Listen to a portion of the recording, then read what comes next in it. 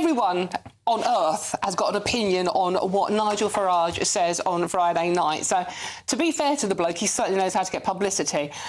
JJ, I'm going to come to you first now. I mean, lots of people are very angry about what Nigel said. What do you make of it? Farage has a habit of saying things that are uncomfortable truths sometimes. I think on this occasion, I agree with the guy. I genuinely do. If you go back to the Soviet Union, where they put missiles in Cuba, the US saw that as an act of war and demanded they remove those missiles from Cuba. Now we have NATO, which analysts have been saying for the last 30 years, analysts have been saying the more NATO expands, the worse it's going to be for our enemies. NATO wants to put their own missiles, US soldiers, along the borders of Russia, and then we expect Putin to not see that as an act of war. All Putin wanted was to keep his borders sovereign. He didn't want to have the US, which for me, NATO is just US's it's like a balaclava, NATO, for the US. The US put on NATO and they say, well, we're not America, we're part of NATO. The US is the biggest funder of NATO. They want to go and be as closest to Russia as possible because they want world dominance. So I completely agree with Farage in the sense that we provoked Putin. Should Putin have attacked Russia? Attacked the Ukraine? No, of course not. Should he have taken land from the Ukraine? No. But I've said this before, and I'll say it again, the only way this war's going to end is with people sat around a table saying to Putin, OK, we will give you this small part of the Ukraine and we will not allow the Ukraine to join NATO. Very interesting. I mean, in the Telegraph interview with Nigel Farage today, he goes, I am not and never had been an apologist or supporter of Putin.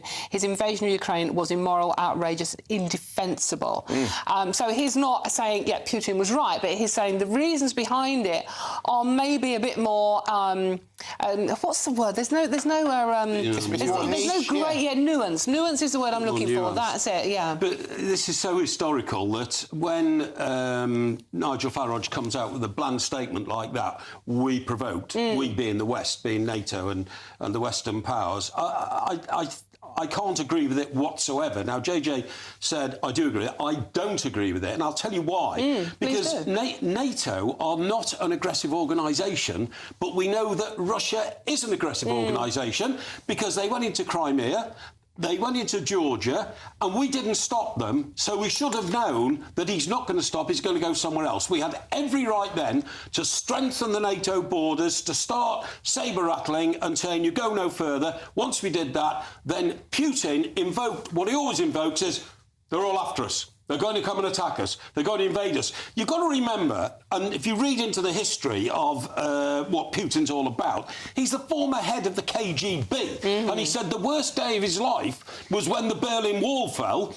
and the Russian Soviet Empire fell apart. He was determined from that moment on to put it back together again. We should have taken that seriously at the start, and we should have been reacting against him since. I also believe, sorry, JJ, just for a minute, that the Ukraine invasion would not have happened if Donald Trump had been in the White House. Correct. And when the West have shown weakness, like Obama did in Syria, and like we all did for Ukraine and Georgia, he then got the message, they've got no backbone, I'm going to keep going. And for that reason, I think he's a very, very dangerous man. You mentioned Obama there. In 2013, 2014, Obama and the US interfered in Ukrainian politics. They helped overthrow a Ukrainian president who was pro-Russia because the Americans and NATO didn't want to have... Yeah, exactly. So they interfered in the politics. That is, again, provoking Putin. The Russians see NATO as a leftover vestige of the Cold War. The fact remains, the Warsaw Pact, all of that area, Eastern Europe, they had to break up. That's part of the Warsaw Pact. However,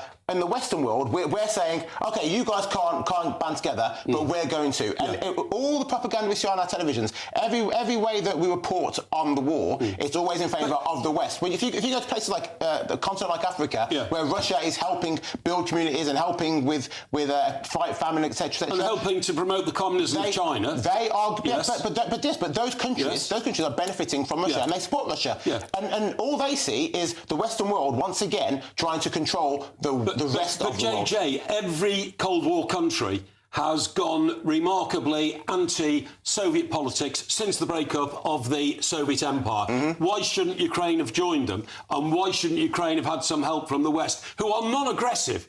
Russia are aggressive. We know that. We are non-aggressive in the West. What we try to do is we try to keep world peace, whereas Putin wants to keep invading countries. And what about the axis of evil? What about China? What about Iran? What about North Korea?